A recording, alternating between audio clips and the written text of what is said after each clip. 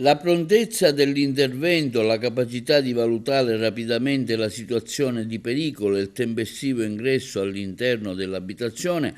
hanno consentito ai carabinieri della tenenza di Ribera di salvare un anziano che si trovava in condizioni di grave pericolo.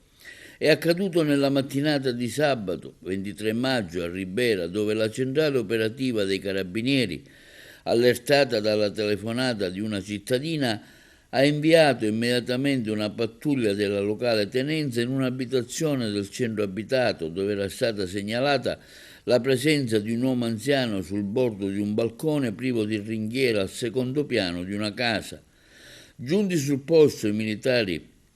hanno constatato la fondatezza della segnalazione e, compresa la gravità della stessa, sono entrati senza esitazione nello stabile, raggiungendo rapidamente l'appartamento interessato dopo aver forzato la porta d'ingresso.